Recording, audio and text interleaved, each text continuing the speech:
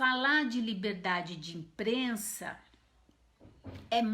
no Brasil é muito complicado, porque o Brasil tem uns períodos de interrupção da democracia, não é? A gente não tem uma construção democrática desde o princípio, ou seja, a gente começou a construir o Estado brasileiro no comecinho do século XIX, e de lá para cá a gente teve uma série de percalços, inclusive períodos muito difíceis para a imprensa, né? Que foi a ditadura do Vargas, a ditadura militar, e alguns períodos, por exemplo, quando a gente fala, quando o Dutra assumiu o poder, redemocratizou, mas para a imprensa não foi bem assim, certo? Então a gente tem essa caminhada difícil da imprensa para que se constitua uma imprensa livre.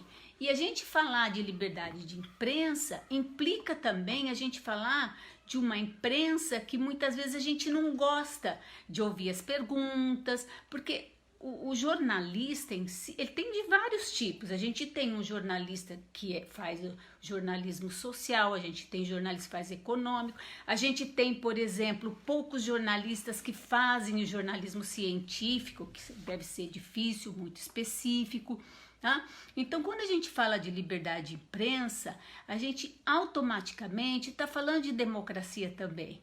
E a democracia, nas suas bases, no seu pressuposto, está implícito essa questão da liberdade, né? E se a gente não lida bem com ela, a gente vai ter igual a dificuldade que eu vi na Regina Duarte, porque ela estava ali como um membro do governo e não como atriz famosa. Então não era para ser do jeito que ela esperava, ou seja, elogios. São questionamentos de um povo que paga o salário dela, não é verdade? Isso que eu fiquei chocada, porque eu escrevi alguma coisa no Facebook e muita gente diz, não, mas o jornalista foi agressivo. Não, o jornalista está fazendo o papel dele. Foi dado a ele um papel de entrevistar a secretária de Cultura numa época em que a cultura está completamente parada no país, assim como alguns outros setores. Então, o que se perguntava para ela era o que ela, enquanto representante da cultura do país, vai fazer, ou já está fazendo, ou vai fazer, tem projeto, não tem, você está conversando com o meio artístico e tudo mais, só isso, né? E obviamente nessa crise que a gente está vivendo, ela não podia esperar só elogios, as pessoas estão aflitas, enfim. Então esse foi o motivo que me animou aí para a gente conversar sobre isso. Liberdade de imprensa está intimamente ligada à questão democrática, como diz o Ângelo Cardoso, né, amicíssimo, que eu admiro demais, grande fotógrafo aí e tal, querido. Não existe democracia sem uma imprensa livre. Isso é impossível. E imprensa livre significa deixar o repórter, o jornalista, perguntar aquilo que ele precisa. Mas foi o patrão, é uma grande rede. Não importa. A gente também não tem, a gente quando trabalha no sentido de fazer aquilo que se exige. Lógico, a gente procura fazer com ética e tudo mais, mas estavam cumprindo a função dele, não é? Não era uma entrevista com a atriz. Acho que meio que misturou. Daí pronto. Então vamos falar disso. A democracia, de fato, ela não vive sem liberdade, né? Se a gente pegar o conceito de democracia, é muito polêmico, é usado dependendo do espaço geográfico e do tempo histórico em que a gente pega essa palavra, ela é entendida de formas muito diferentes, mas é um sistema que foi desenvolvido pelos atenienses, quer dizer, ela é grego no sentido de que é ateniense. A Grécia, as outras polis gregas não conseguiram chegar na democracia, tá? Então, os atenienses desenvolveram um sistema em que essa liberdade que sustenta a democracia, então são alguns pilares que sustentam a democracia lá em Atenas, porque foram eles que inventaram, afinal, né? E a gente depois vai trazer para o contemporâneo, a gente vai copiar. Então, o que a gente tem lá? Que os atenienses, eles foram desenvolvendo práticas políticas dentro de um estado que era muito pequeno, né? Atenas no seu apogeu, que é o século V a.C., que é o século de Péricles, o século onde a democracia era o regime político ateniense. Atenas era um polo cultural que atraía filósofos e gente do todo mundo antigo. Ela se desenvolveu porque havia uma necessidade de organizar as pessoas num espaço público. A gente tem, antes dos gregos, muitas civilizações, bem populosas inclusive, mas são civilizações agrárias, né? Então, o fato da gente ter um estado, que é Atenas, um país, né, que é Atenas, onde as pessoas vivem juntas num espaço urbano, motivou esses atenienses a criar regras racionais para organizar essa convivência. Não que não houvesse diferenças, né? As mesmas diferenças que a gente encontra hoje, inclusive a gente fala, rico, pobre, mais ou menos, nem isso. Você pode ter 2 ricos pensando diferente e 3 pobres pensando diferentes, cada um na sua forma, né? Então, chegou-se a um consenso que o que deveria governar os atenienses eram as leis e não os homens. Esse é um princípio básico da democracia. Por isso que hoje a gente tem esse embate, né, no governo. Ele não está cumprindo a Constituição, ele não está seguindo a lei, porque a essência da democracia é que o povo seja governado por leis. E essas leis, elas têm que ser construídas de forma racional. Então, como assim?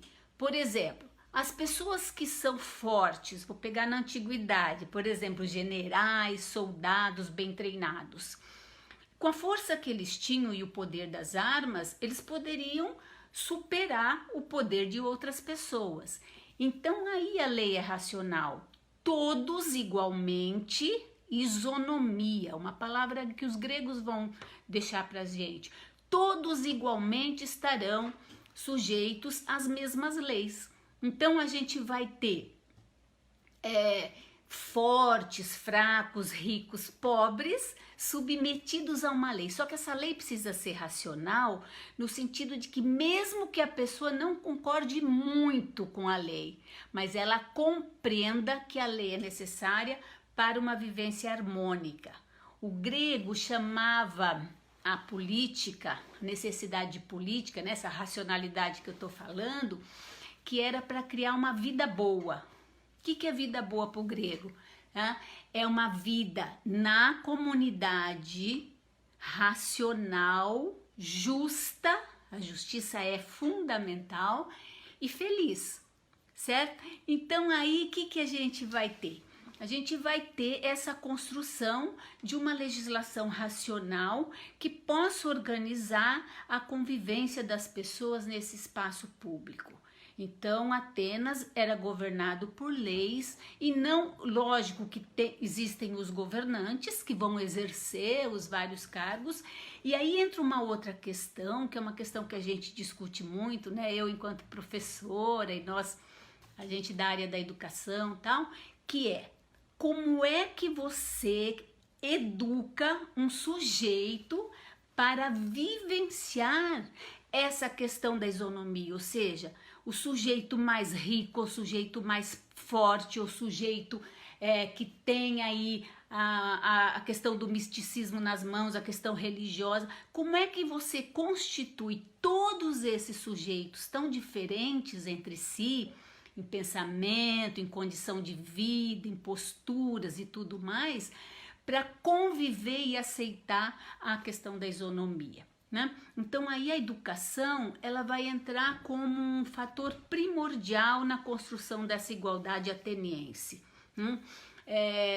Quando a gente estuda a democracia grega, é muito comum a gente conhecer mais o Platão, Aristóteles, que eu chamo de trio parada dura da filosofia, né? Sócrates, Platão, Aristóteles. Mas esses três pensadores, embora tenham uma obra maravilhosa para a gente compreender o ser humano, para compreender os espaços que a gente vive, a relação do ser humano com a natureza e tudo mais, esses três autores, eles não são democráticos, eles são aristocratas, né? E eles, então, eram críticos da democracia, porque acreditavam que um governo justo só poderia ser exercido por alguns, que seria uma elite de intelectuais, uma elite de filósofos, tudo mais. Então, quando a gente estuda a democracia grega, vai estar vinculado com a proposta dos sofistas, dos pré-socráticos, né? Que vocês já devem ter ouvido falar, tem um que é muito conhecido, que é o Protágoras, que é aquele sujeito que tem uma frase muito famosa: o homem é a medida de todas as coisas, das que são enquanto são, das que não são enquanto não são. Ou seja, não existe verdade para governar os homens. O que existe é que o homem, aquele homem daquele espaço, ele é responsável por construir as leis adequadas àquilo que aquela sociedade pretende ser, tá? E uma vez construída, as pessoas vão se submeter. Isonomia. Tá? Todos igualmente a mesma lei. E se essas leis não estiverem de acordo ou conforme passa o tempo, essas leis não se adequam mais àquilo que a sociedade precisa, às demandas da sociedade, que se transformem as leis, que se modifiquem as leis. Então a gente vai ter aí a questão da democracia, que é uma questão de, primeiro, de igualdade, no sentido de que todos participam. Eu sei que a gente vai falar na Grécia, é um cidadão, isso, sim, tem a medida deles e tem a medida nossa, né? Que a gente pode falar disso também, conforme a gente for aí se desenvolvendo a ideia. Então, o que nós herdamos dos gregos, primeiro é isso, tá? A democracia tem que ser um governo de leis. Essas leis têm que obedecer a todos, inclusive o poder militar. E se vocês forem hoje na Constituição brasileira, que quem é do poder militar do Brasil, veja o poder civil, vai ter que submeter o poder militar, o poder religioso, o poder econômico. Então, esse é o primeiro princípio. Vamos ser governados por leis. O que significa que na nossa sociedade, esse debate que a gente está tendo para um lado ou para o outro, não tem muito sentido, né? Porque se a gente tem leis que nos garantem uma vida boa no sentido grego do termo, ou seja, justa e racional, tá? Aquele que governa nada mais é do que a pessoa que vai nos mostrar como ele, por meio das suas políticas públicas, vai construir aquilo que está escrito na lei. Não é para ele mudar a lei, não é para ele inventar o país de novo, não é para ele fazer como se ele tiver. O governo democrático não é como governar a sua família, certo? Não é um governo de família, é um governo de indivíduos livres e iguais. Então aí, quando a gente pensa aí o som tá bom? Tem gente me falando que o som não tá bom? Tá cortando o som? Vê se melhorou, Fernando. Fernando, me ajuda.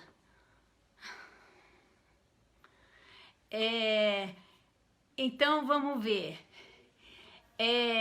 Então, um outro princípio que a gente vai herdar dos gregos, e aí que entra a nossa questão aí da imprensa livre, uma imprensa livre que pode fazer o que quiser, desde que respeite a pessoa que não agrida verbalmente, que não agrida fisicamente, etc. Lógico, né? É a questão da publicidade. Então, na democracia grega, o que acontecia era, eu vou acho que desligar aqui que eu tava para ver se melhora. Na democracia grega, quando se tomava uma decisão coletiva e que depois ela poderia vir a ser escrita como uma lei, como uma legislação, essa decisão era de conhecimento de todos. Todos conheciam as decisões. Inclusive, os gregos tinham assim muito orgulho, os atenienses tinham muito orgulho daquilo que eles produziam como lei. Certo? Então, todos conheciam, era comum a discussão dessa legislação entre os gregos, se a lei atendia ou não às necessidades. Bom, o problema é que Atenas entrou numa guerra contra Esparta, as polis atenienses se acabaram com a questão da liberdade grega, porque entraram em guerra, foram conquistados, né, pelo Alexandre da Macedônia, depois viraram colônia romana, enfim. O mundo ocidental parou de falar nessa questão da democracia, que depois o Império Romano ele funda, antes do Império, uma república, e vejam, nós vamos herdar isso também. Nós herdamos uma democracia junto com todo o seu vocabulário, que é grego, e nós vamos herdar uma república, tá? E um pressuposto jurídico que depois, a gente, inclusive com palavras, né, em latim, que a gente vai construir o nosso país, uma república democrática. Só que o nosso é uma república moderna, é uma democracia moderna. Por quê? Porque nossos estados, eles surgiram de forma absoluta, os reis eram absolutos, e no século XVIII começa um questionamento do porquê que a gente tem que ter um governo e uma prática política, uma prática jurídica tão autoritária, né? E aí, então, a partir do século XVII, fim do XVII, eu vou citar, tá vendo? Eu vou ficar falando muito de gente, assim, né? É muito chique ficar falando do autor, mas eu acho que não pega aqui. Mas o John Locke, acho que um autor que todo mundo já ouviu falar, o sujeito inventou o liberalismo político, tá? Ele era inglês e ele inventou o liberalismo político. A ideia dele vigora até hoje na Inglaterra, na Grã-Bretanha, porque lá o rei de absoluto, ele passa a ser chefe de estado, né? O rei reina, mas não governa. E essa é uma ideia do John Locke, que vem propor para a Inglaterra da época, do século XVII, a democracia. Então, o que o John Locke escreve é o seguinte, ele fala, um grupo de homens, por sua própria vontade, se reúne numa sociedade política, ou seja, num Estado. Tá? Ele constrói uma sociedade política, o Estado é isso, uma sociedade política. E esse grupo de homens, ao construir esse Estado, ele faz também as regras para governar esse Estado. Então, os homens assim reunidos pode ser chamado de democracia. Dessa forma, quando os homens, por livre vontade, criam o Estado e legislam sobre esse Estado. Então, eu posso chamar isso de democracia. Então, o que significa é que esses autores, que a gente costuma chamar de iluministas, alguns autores iluministas, para questionar o seu Estado, para questionar o porquê que o rei governava sozinho, eles vão se voltar para a história. A história é maravilhosa, né? Por isso que eu tô amando conversar isso, porque é uma chance maravilhosa da gente falar de história. Eles se voltam para o passado para buscar em que momento dessa história ocidental o homem esteve no centro das preocupações, certo? Em que momento da história os homens podiam fazer as leis que os governariam? E esse espaço, obviamente, Atenas, né? Por meio então de tudo que se tinha da história ateniense, que foi conservada por meio da fala dos filósofos, de todas as fontes históricas. Então, foi muito comum que diferentes filósofos de diferentes nacionalidades buscassem no modelo grego uma forma, uma proposta. Mas obviamente que não somos gregos, né? Quem dera, né? Não vivemos na antiguidade. Então, o que aconteceu? A ideia de que os homens poderiam governar os próprios homens de forma racional, fazer a lei, e a lei acima de todos, ou seja, todos em termos de isonomia, né? Poderia isso funcionar para a nossa sociedade, porque isso evitaria os absolutismos, os autoritarismos, as ditaduras, vamos lá, pode chamar do que quiser, certo? Então, quando os homens pudessem manifestar a sua vontade, as suas demandas, e isso pudesse, em consenso, virar as leis, e leis que se sobreporiam a todos, inclusive ao próprio governante. Nenhum governante poderia estar acima das leis. Então, a partir do John Locke, nós vamos ter vários autores, autores que às vezes trabalham mais no sentido individualista, como é o próprio John Locke, ele é um liberal. A gente pega Montesquieu, que também é um liberal.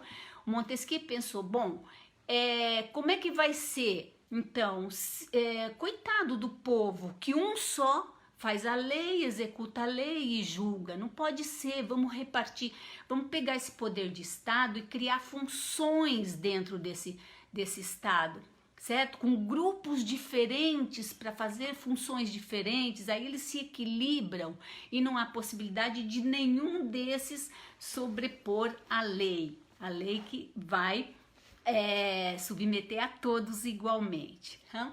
Então nós vamos ter Rousseau, belíssimo, que vai ser um grande, talvez o maior defensor da liberdade no século XVIII. E esses autores, é óbvio que eles não vão conseguir, com as suas ideias, mudar muita coisa naquele momento histórico em que viviam.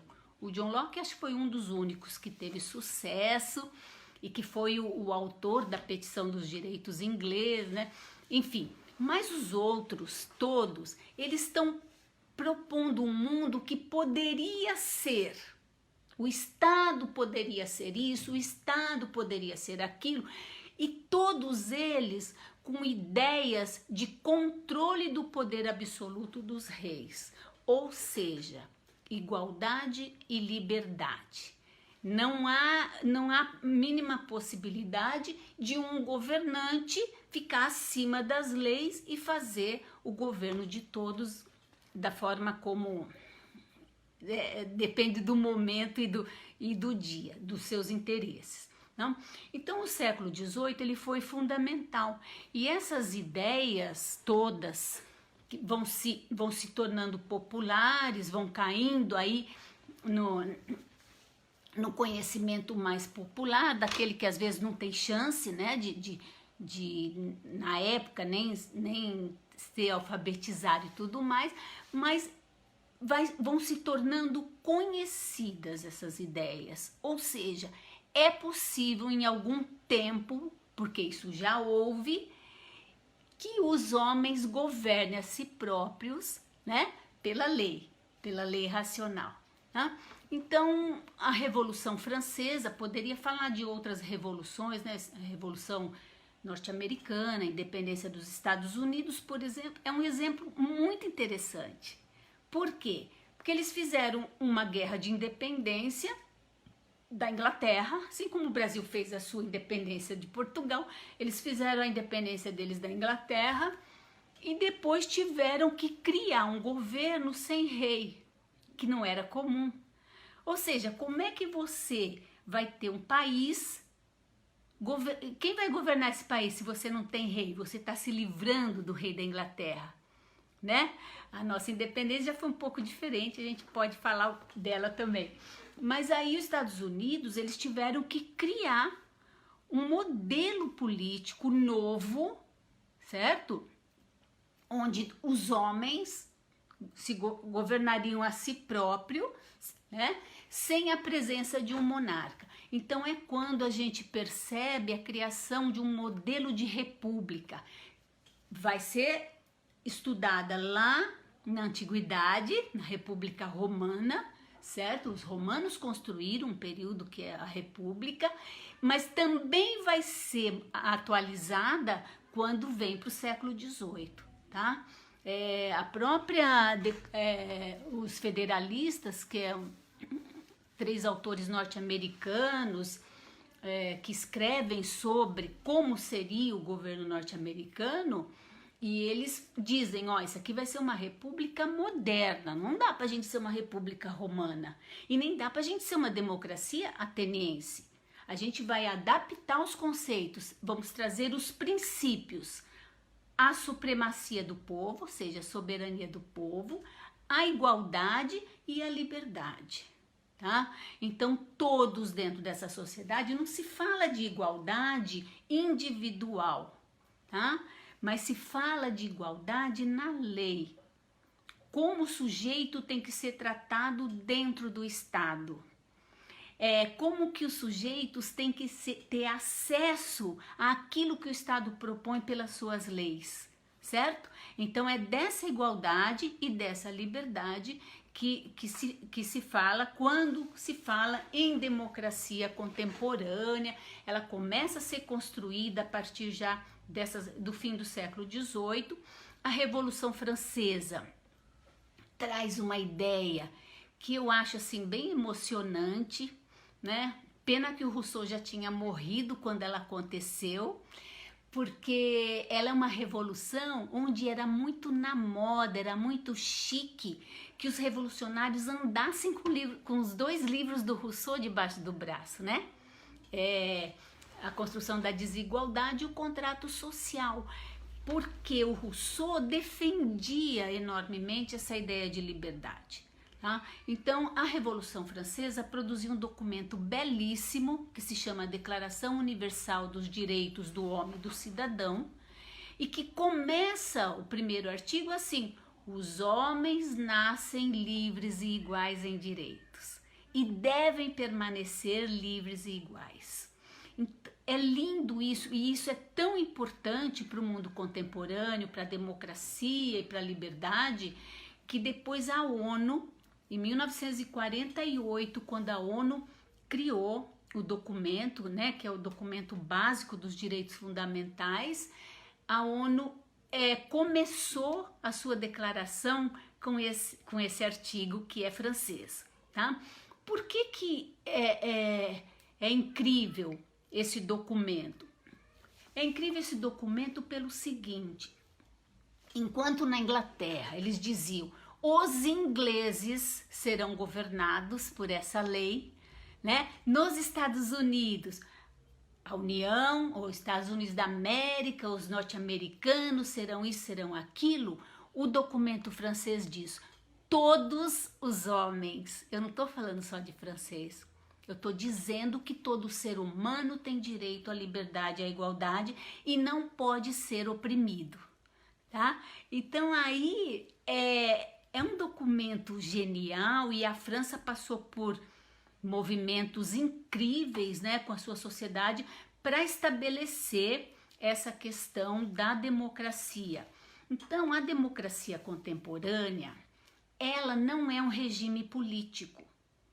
Por exemplo, você fala, vamos pegar o Brasil. O que o Brasil é? O Brasil é uma república presidencialista federativa. Isso é um regime político, tá? É república porque tudo que tem no território brasileiro é coisa pública, é nosso, tá? E a lei possibilita que parte dessa coisa pública possa ser apropriada, certo? Por isso que o Estado tem direito de desapropriar o que ele acha de interesse coletivo, o que ele acha necessário. tá? Então, a gente vai ter, primeiro, essa ideia de república. Segundo, o Brasil escolheu ser federativo. O que é isso? É um estado, a gente copiou dos Estados Unidos, da Constituição norte-americana, a gente copiou o modelo deles. É um estado formado pela união de partes. Quais são as nossas partes? Os estados, São Paulo, Paraná, Santa Catarina, Goiás, né? Essas partes se unem para formar o governo federal, que é a União, certo? Tá? Mas o sentido de ser federativo, de ser essa união de partes, é que cada parte tem autonomia, e por isso esse embate, por exemplo, isso explica o poder que tem o governador de estado, do estado de São Paulo, João Dória, tá? Para decretar que todo mundo fique em casa, enquanto a gente tem, por exemplo, um governo federal, um presidente que acha isso uma bobagem, tá? Aí você fala, mas como que pode? O governador está desobedecendo o presidente? Não, nós vivemos numa república federativa, onde as partes têm autonomia para legislar. Isso está perfeitamente correto, porque as partes, elas têm que entender qual é a demanda, qual é a necessidade da sua sociedade para poder também legislar, assim como os municípios podem legislar também por meio das suas câmaras municipais, certo? Por quê? Porque o Brasil é uma república, a coisa é pública toda, mas a gente é federativo. Então, autonomia para as partes, tá? E a gente também é presidencialista, que é uma escolha que atualmente há críticas nesse sentido, e a gente pode, inclusive, entrar nessa questão da liberdade de imprensa já, que é uma coisa estranha. Por quê? Porque nós temos uma única pessoa que exerce no Brasil um poder gigantesco para o mundo contemporâneo, né? O presidente da República, ele não é só o governante do Brasil, ele é o chefe de Estado, ou seja, toda vez que tiver que lidar com uma questão de política externa, de lidar com outros estados, tá? É essa mesma pessoa. Dificilmente a gente vai ter no Brasil, não estou falando desse governo ou do outro, não. Dificilmente a gente vai ter no Brasil uma pessoa que exerce essas duas funções bem. Ou ela tem mais um perfil de estadista, ou seja, daquele que negocia, que projeta o Brasil lá fora e tudo mais, ou ele tem mais um perfil de governante, aquele que resolve as questões internas do Brasil por meio de políticas públicas, né? Mas esse é o nosso regime político. Então, o que é a democracia aqui dentro desse regime político? A democracia, gente, é uma condição. É uma condição. Aquilo que está na lei, a nossa lei maior é a Constituição, e ela é bem generosa no sentido dos direitos individuais e dos direitos sociais. Então, é uma condição. Está posta na lei. Democracia, governo de leis. Nenhum governante pode retirar ou modificar aquilo que está ali. Nenhum governante. Está lá. É o nosso desejo, por meio dos nossos representantes, que foi escrito lá. Então, o governante nada mais é do que aquela pessoa que toma aqueles pressupostos constitucionais e, lógico, o resto da ordenação jurídica que vem e mostra para o povo qual é a sua política, o que ele vai fazer, qual é a sua proposta para que aquilo se concretize. Então, isso é democracia. O que a gente deveria ser em termos de igualdade e liberdade já está posto lá. Somos governados por leis e ela existe, né? Então, cabe ao governante fazer com que aquilo que está na lei se concretize na prática, que a gente usufrua aquilo que está escrito. E está escrito que a gente tem que ter liberdade de imprensa. Se vocês forem à Constituição, vocês vão encontrar lá. A liberdade, a imprensa é livre. Ela é livre para existir. E o cidadão é livre para ler, para discutir, para concordar e discordar. Não existe forma do governante modificar isso. Então me motivou muito foi a postura da secretária da Justiça, né? Em se negar, em se ofender. Não se ofenda com a imprensa. É o papel dela. Como é que a gente vai tomar conhecimento do que ocorre se não for pela imprensa? Então, se a gente voltar lá no século XVIII, XIX, quando os estados ainda estão se constituindo, e essa democracia foi muito batalhada, foi por meio de revoluções, vários países fizeram revoluções, né? A gente não fica falando de todos, mas a gente vai perceber que é uma conquista, que não podemos abrir mão. Igualdade e liberdade são valores que foram trazidos do século V a.C., não é? Quer dizer, eles conseguiram atravessar esse tempo todo e depois de tanto estudo, a gente concluiu que este é um bom regime. Embora a democracia tenha sido construída pela burguesia, ela era inicialmente uma democracia de voto censitário e tudo mais, mas depois de muito trabalho e de muito avanço, a gente consegue colocar uma igualdade, ampliar a cidadania, tá? Ampliar a participação, inclusive no Brasil. Então, se a gente pegar a construção do Estado brasileiro, por exemplo, né? A gente ficou oficialmente independente em 1822. Tem aí uma discussão dos historiadores, tem um historiador muito importante, o Caio Prado, ele fala, não, a independência foi em 1808, quando a gente deixou de ser colônia. Mas enfim, são detalhes aí. Oficialmente, 7 de setembro, né? A gente tem aí um feriado, uma comemoração importante, que é o surgimento, na emergência de um país, de um estado chamado Brasil, né? Então, vamos lá. A gente teve uma independência estranha, porque a gente tinha o rei, o filho do rei, o herdeiro do rei que morava aqui, enfim. A gente fez uma independência e virou uma monarquia, certo? O Brasil foi a única monarquia de toda a América, né, após a independência.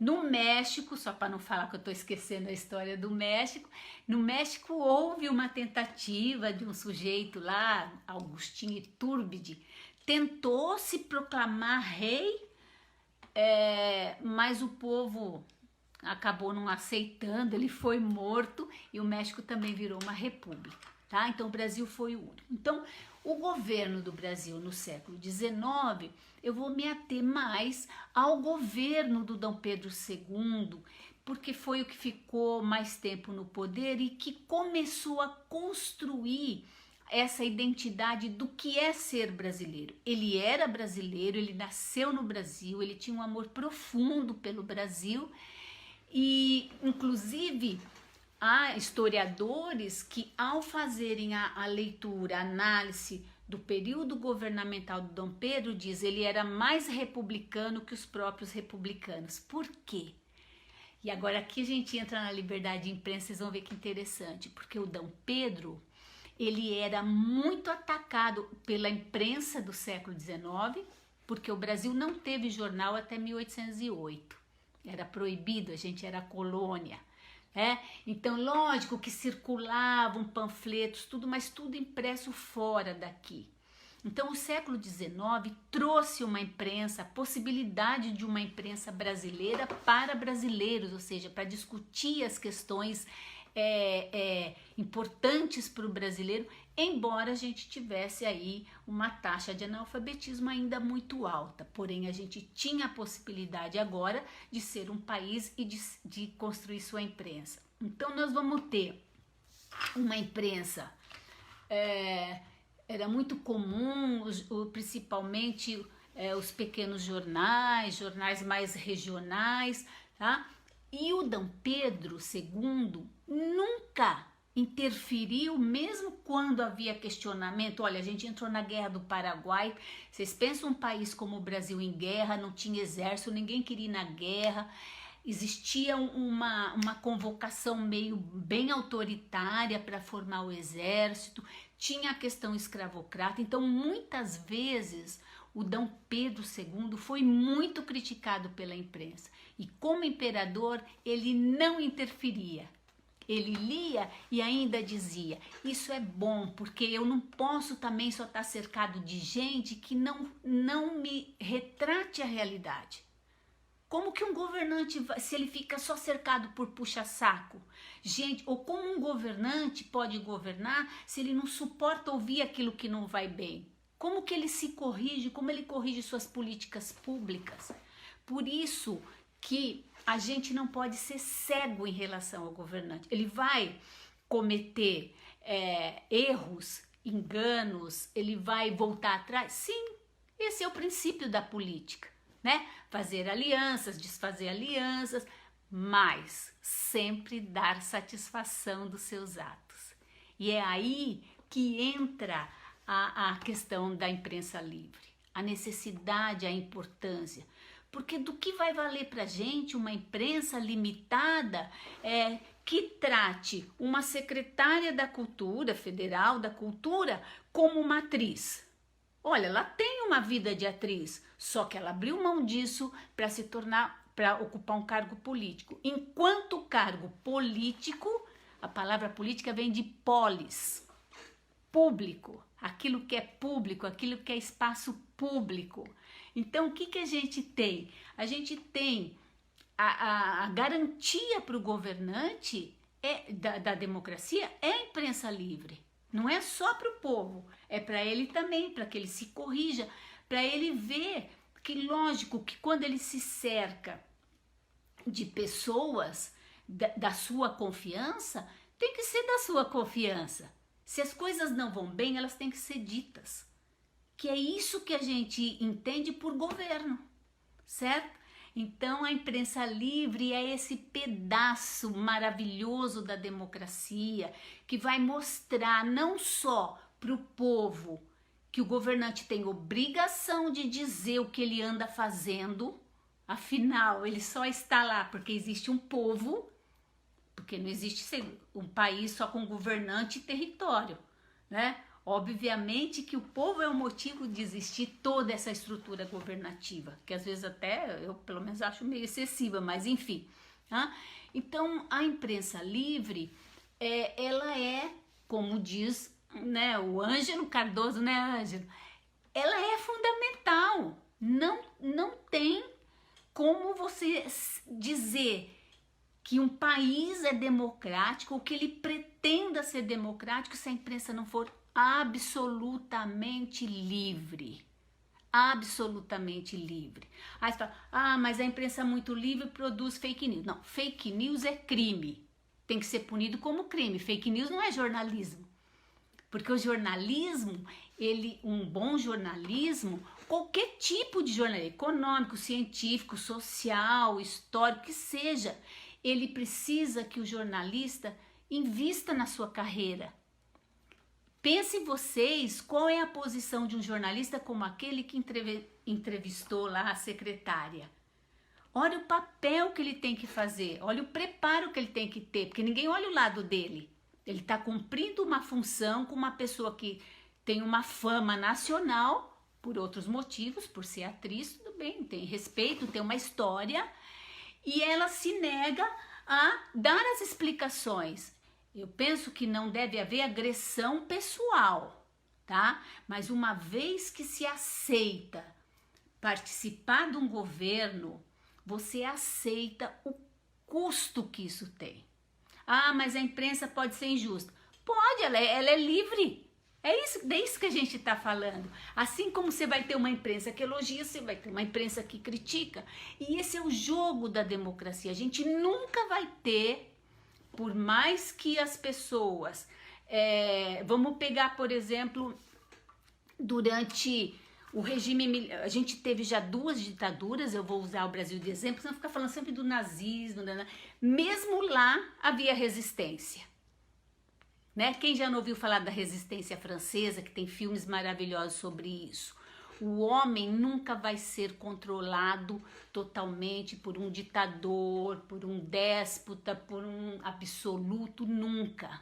Porque o homem tem ideias e em algum momento essas ideias começam a emergir. Então, a gente exigir uma imprensa livre, a gente tem o direito de escolher aquilo que a gente quer ler. Olha, não é possível, tá? Eu tenho a impressão de que esse governo não daria, por exemplo, uma entrevista para a Rede Globo. Mas vejam que ironia. Durante o regime militar, existia a TV Excelsior, que era da família, se não me engano, era da família Simon, não sei se eu não estou enganada. Sim, a TV Excelsior era uma ótima TV. E o regime militar fechou, por causa da censura à imprensa, e doou os equipamentos, inclusive o local onde era a TV Excelsior, para a Rede Globo. Então a Rede Globo se constituiu como uma grande emissora, como uma grande empresa no regime militar, apoiando o regime militar, apoiando a direita e inclusive apoiando a censura, a falta de liberdade de imprensa. Veja como que as coisas são loucas e veja como a história é importante para mostrar para a gente aquilo que a gente precisa ver, não é? Porque se a gente se recusa a dizer, não, o jornalista ofendeu. Se ele ofendeu pessoalmente, que ele seja processado no sentido, mas acho que nem pode, no sentido, mas se foi agressivo, se falou alguma mentira, mas se fez perguntas, essa é a função do jornalista. Você não vai dar entrevista se você não quiser ser perguntado. Você podia escrever, fazer um comunicado e publicar. Ok? Você podia publicar na página. Agora a gente tem aí as mídias sociais. Você não precisa se expor, né? Em uma rede de televisão. Agora, uma vez aceito, você tem que estar preparado. Porque se você é governo, você deve satisfação sim. Certo? E é isso que a gente chama de imprensa livre e é isso que a gente pede para o governo, que ele tenha equilíbrio. Não dá para o governante imaginar que 100% de um país vai apoiar o governo dele, porque isso não vai acontecer nunca, nem na ditadura. Então, por exemplo, se a gente pegar a ditadura Vargas, né, que foi aí um momento de censura à imprensa. Naquela época, a censura, ela foi mais, nem sei como falar, né? Melhor não, censura nunca é melhor, uma censura não é melhor que a outra, mas ela foi feita de uma forma menos agressiva que a censura militar, do regime militar. Mas o que aconteceu? A gente já tinha uma Associação Brasileira de Imprensa, que foi fundada no Brasil no início do século XX, né, por iniciativa de um jornalista que tinha, sim, tendências socialistas, era ligado com associações de bairro e sindicatos, num período muito complicado para quem morava nas cidades, né, brasileiras, que não havia nenhuma lei protegendo o trabalhador e tudo mais, tá? E essa associação, ela continua existindo e quando começa o governo Vargas, né, logo no início já houve um certo controle da imprensa, né? Em 1931 se cria um departamento de propaganda tal, mas mais no sentido de propagar o governo do Vargas do que de tolher a imprensa, porque não existia televisão no Brasil, a gente tinha uma imprensa de uma grande mídia, né? Alguns grandes jornais, muitos jornais de circulação local e regional e rádios, né? O rádio foi o grande veículo de comunicação do Vargas, a voz do Brasil, Vargas, né? E então era um pouco mais simples fazer o controle dessa imprensa. Botava lá o censor, que era um pouco mais culto que o censor do regime militar, inclusive, nas redações dos jornais. Em termos de noticiário, as rádios liam o que estava escrito no jornal, porque já estava censurado, né? E é tão interessante a censura do Vargas, porque tinha que passar meio que pelos controles, até alto-falante de quermesse, tá? Tem um texto bem interessante que ele fala que as únicas pessoas que podiam falar livremente numa entrevista ao vivo eram jogadores de futebol, que o radialista podia ir lá perguntar as coisas e ele podia falar lá, responder sem censura. O resto tudo passava pela censura. E em 1939, o Getúlio cria o DIP, Departamento de Imprensa e Propaganda, de modelo nazifascista, né, do modelo das direitas europeias, no sentido de o objetivo do DIP e do Getúlio era que não se falasse mal do Brasil, é uma construção bem nacionalista, mas também não se falasse mal do governo. E, ao mesmo tempo em que o Getúlio faz a censura, ele estimula a produção de uma arte, de uma cultura nacionalista. É um período de grande desenvolvimento cultural do Brasil no sentido do nacionalismo, certo? Aí, o que a gente vai ter? Quando termina o governo Vargas e a gente tem... O Vargas usava uma estratégia, por exemplo, o jornal Estadão, nas duas ditaduras ele foi bem prejudicado, né? O estado de São Paulo. Existem passagens, por exemplo, que quando se publicava algo considerado pelos censores como não adequado ou que era censurado, e que o jornal insistia em publicar fatos contra o governo, ou críticas ou questionamentos contra o governo, todo o papel que se usava para fazer a impressão do jornal vinha de fora. O Brasil comprava da Suécia, Dinamarca, comprava do povo lá do norte da Europa. E o Getúlio e o governo tinha que autorizar a entrada desse material. Então ele vetava, ou seja, ele atrasava a entrega do papel. E aí o jornal ficava 2 meses sem imprimir, ele acabava fechando, indo à falência. Essas eram estratégias para controlar a imprensa durante a ditadura Vargas. Ao ser eleito o Dutra, ainda a gente teve um controle muito grande, porque o Dutra em 47 ele se alinha totalmente ao modelo norte-americano. A gente está na Guerra Fria, toda uma complicação, e ele fecha o Partido Comunista, portanto ele persegue, porque os sindicatos e os Partido Comunista sempre tiveram jornais e sempre continuaram imprimindo as coisas e divulgando aqueles jornais meio locais, certo? Por isso que eu falo, adianta controlar? Adianta proibir? Fica pior, né? Porque isso dá força para que as pessoas continuem. E quando a gente chega, então, no governo militar, nós vamos ter, já logo em 1967, nós vamos ter a lei da imprensa, né? Que já começa a fazer os controles, a gente já vai ter jornalistas, já no AI2, a gente já vai ter alguns jornalistas, o próprio Carlos Lacerda era um grande jornalista, né? Texto belíssimo, tinha um poder incrível, né? E vai ser caçado já. Depois nós vamos ter, em 1969, a Lei da Segurança Nacional. Em 1970 a gente vai ter, então, uma censura prévia. Ou seja, toda a imprensa fica sob censura. São controles mais complexos, porque aí o Brasil já tem a televisão. E aí é interessante, eu acho isso. Você tem algumas grandes redes, por exemplo, a Rede Globo, que cresceram e se constituíram nesse momento. Ou seja, não eram emissoras que defendiam a liberdade de imprensa, que se associaram ao governo e que, portanto, não publicavam nada do que poderia ser ruim, porque você não tem, nenhum governo é totalmente bom, né? Nem a gente, né?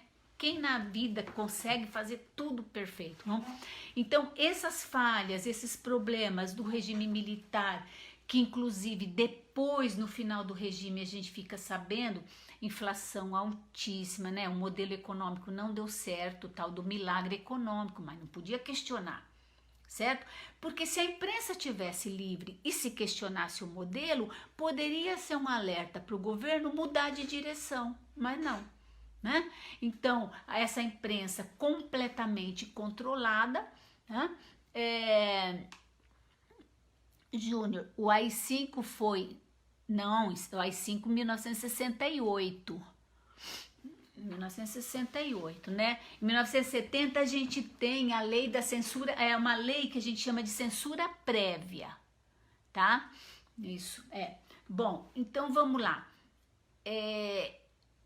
O regime militar interrompe de novo, porque no período anterior a gente teve um período de liberdade muito legal, que a imprensa, lógico que a imprensa, você fala, a imprensa tem tendência, lógico, tudo tem tendência, uma empresa capitalista tem tendência, mas não significa que ela não possa fazer um bom jornalismo, né? Porque se a gente for entender que a imprensa livre só é aquele jornalista que não trabalha em empresa alguma, como é que ele vai se manifestar? É mais fácil agora nas redes sociais, mas como é que ele vai viver? É uma profissão que ele tem, né? E cada jornalista tem o limite do seu insuportável, tenho certeza disso, os bons jornalistas têm, né? Então, o que acontece é que uma das primeiras coisas que o governante censura é a imprensa, quando ele tem tendências autoritárias. Então, se o governante não se presta a dar explicações e possibilitar que a imprensa coloque os fatos da forma que ele interpreta, desde que não seja fake news, porque fake news é outra coisa, não é jornalismo, né? Se esse governante se nega, ele tem tendências autoritárias.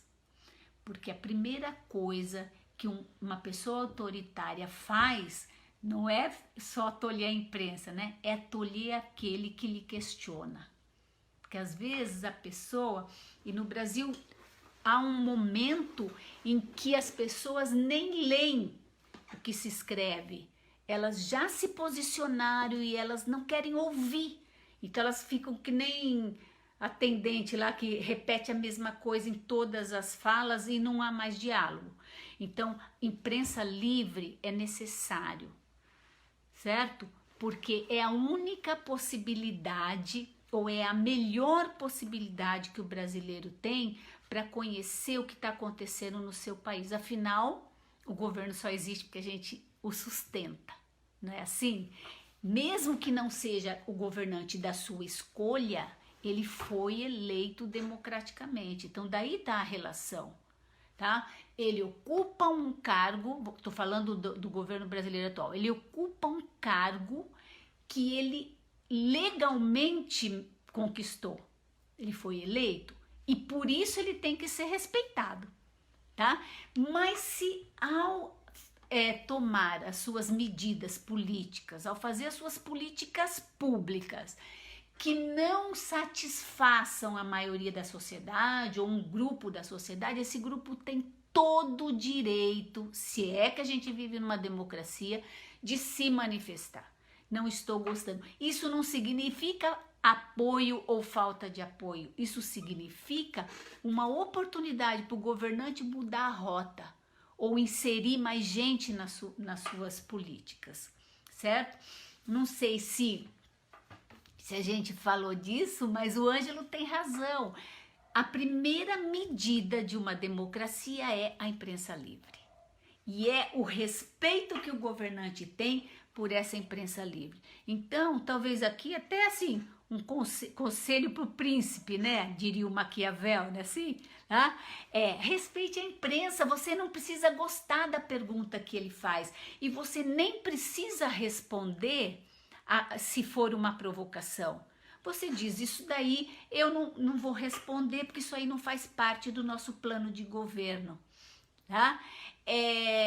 A gente criticar e aí agora é bem minha opinião mesmo, criticar uma empresa de jornalismo que deu espaço para o membro do governo explicar as suas propostas, é a gente não querer enxergar, né? Não acho que lógico que se for uma agressão pessoal, se a pessoa for destratada, mas a pessoa ser pega de surpresa, olha, uma pessoa que tem uma experiência vasta com mídia, que sempre trabalhou em redes midiáticas, né? Achar que está sendo agredida porque lhe perguntam algo que é da sua função, para mim tem aí um viés de autoritarismo ou de falta de compreensão do que a gente entende por democracia. O governo que quer ser aceito, ele tem que possibilitar que a imprensa tanto o elogie quanto lhe critique. Não é uma questão, é difícil, é um treino, mas quem se expôs a uma eleição, porque não deve ser fácil uma campanha política, né? Quem se expôs tanto andar o Brasil inteiro, conversar com as pessoas, pedir voto, fazer promessas, enfrentar um jornalista não deve ser tão difícil assim. Portanto, vamos defender aí a nossa liberdade de imprensa. Ela é preciosa, principalmente os mais velhos, os mais novos, que não viveram uma época onde não havia as informações. Isso é triste. Hoje pode ser que a gente tenha informação demais, algumas falsas, e daí está a importância em a gente ler e ouvir todo tipo de opinião, todo tipo de mídia, todo tipo de jornalismo, porque quem deve filtrar e construir seu posicionamento frente ao que a gente ao governo que a gente tem e todas as possibilidades de vida que a gente tem, é a gente mesmo. A gente não deve se deixar levar. Então, não sei se era isso, acho que tem aqui um monte de pergunta. Célia Vilela, um beijo. Guilherme, e se a pessoa não gostar da linha editorial, é só deixar de consumir. Perfeito. A gente não é obrigado, mesmo em termos dessas redes sociais, você não é obrigado a ler. E outra coisa, né? Que autoritarismo é esse o seu de entrar, por exemplo, numa rede social de outra pessoa e agredi-la? Não. Você pode escrever suas ideias. Uma vez que você escreve, isso se torna público. Tudo bem, você pode receber críticas, ok, você pode receber uma crítica, você expôs seu pensamento, mas crítica significa diálogo, tá? Pode fazer uma crítica contundente, diálogo, mas você não pode agredir a pessoa que pensou aquilo. Não, você não tem direito, porque isso é uma democracia. Isonomia e zegoria. Isonomia, todos igualmente com os mesmos direitos. Se você pode escrever, o outro pode também. E se você não gosta, isso não lhe dá direito de agressão. Eu também estou falando do canal de televisão. Agredir o canal porque aconteceu isso, foi muito mais responsabilidade de quem estava, que se propôs a responder perguntas, do que do jornalista, cuja obrigação era fazer as perguntas, tá? E outra coisa, isegoria, é um outro princípio grego da democracia. Todos têm direito de expor os seus pensamentos e serem ouvidos. Ouvidos e não agredidos. Se não lhe agrada, elimina a pessoa, mas não a ataque. Porque, como dizia o Nietzsche, vou acabar com um autor que eu adoro, né? Não existe verdade, porque se tudo é interpretação, tudo pode ser mentira, né? Amei conversar com vocês, vou ver se depois eu leio com calma tudo que se falou e respondo para vocês. Isso, Luciana, é isso, querida. Todos os governos tiveram oposição, todos os governos foram criticados. Todos. Não existe. A pessoa que se propõe a governar, ela tem que e seja qualquer nível, federal, municipal, pessoa que se propõe a entrar num cargo público, olha o que está dizendo, ela se torna uma pessoa pública. E por que ela se tornou uma pessoa pública? Porque ela foi obrigada? Não, porque ela quis muito. Porque ninguém enfrenta uma campanha política se não quer muito aquele cargo. Certo? É dura, é puxada, a campanha política é cheia de história, né? Então, a pessoa que se propôs, ela, no mínimo, ela tem que estar preparada. Ela não pode querer só elogios, né? Para você querer só elogios, você tem que falar quanto muito na sua família. E mesmo assim, é complicado, né? Ainda mais para quem governa um país, uma cidade, um estado. Meus queridos, um beijo, não sei se ficou confuso, mas adorei. Tô achando o máximo a gente ter internet, a gente tá tão isolado, né? Espero que vocês fiquem bem, que se cuidem muito. Vocês são muito importantes e a gente é muito importante para esse país, tá bom? Um beijo, meus queridos.